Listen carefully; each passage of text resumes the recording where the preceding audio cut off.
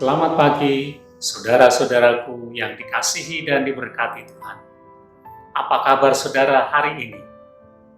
Luar biasa, kasih Tuhan, pemeliharaan Tuhan masih tetap ada dalam hidup kita. Karena itu bersyukurlah kepada Tuhan. Saudara, manusia, kita ini diberi julukan makhluk yang bekerja. Makhluk yang bekerja. Artinya dalam kehidupan kita, manusia, kita akan selalu bekerja. Kita akan melakukan sesuatu, aktivitas. Banyak hal yang kita kerjakan dalam kehidupan kita. Bukan hanya sekedar pekerjaan-pekerjaan untuk mencari nafkah, tetapi juga dalam bentuk kegiatan-kegiatan aktivitas yang lain. Saudara, ini baik. Apalagi ketika kita bekerja untuk mencukupkan apa yang menjadi kebutuhan kita. Bekerja untuk mencari nafkah. Tetapi persoalannya saudara adalah, karena kita kemudian berubah menjadi orang yang begitu sibuk, sangat sibuk, bahkan super sibuk, sehingga kita tidak bisa lagi membedakan mana yang harus kita utamakan. Mana yang menjadi prioritas untuk saya kerjakan. Karena terlalu banyak hal yang kita lakukan. Kita tidak tahu lagi mana yang penting dan mana yang tidak. Pokoknya semua saya kerjakan. Dan seringkali kita tidak punya waktu. Bahkan tidak punya waktu untuk sesuatu yang sebetulnya prioritas sangat penting untuk kita lakukan dalam hidup kita.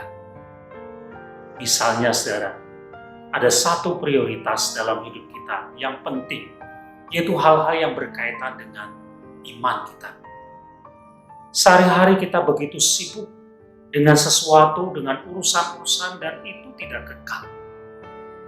Pernahkah kita menjadi orang yang begitu sibuk untuk mengurusi sesuatu yang kekal dalam hidup kita, yaitu iman kita?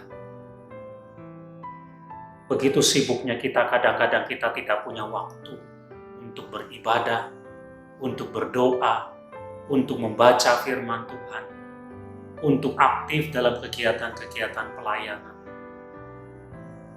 Saudara, firman Tuhan yang tertulis di dalam Injil Markus pasal 1 ayat yang ke-35 dikatakan demikian. Tapi pagi-pagi benar, Yesus pergi keluar.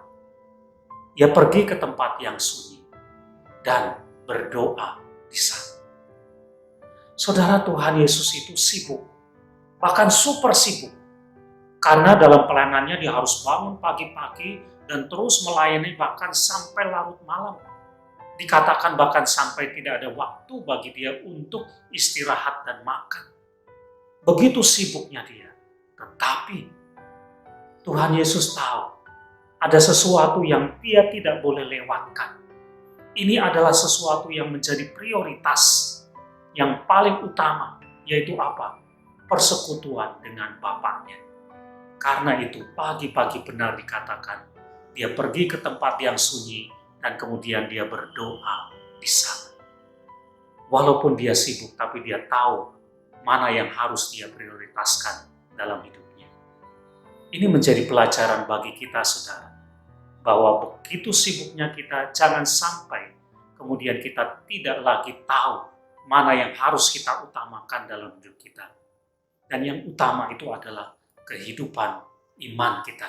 Karena itu yang kekal dalam hidup kita. Sediakan waktu untuk sesuatu yang benar-benar penting dalam hidup kita. Relasi kita dengan Tuhan. Amin.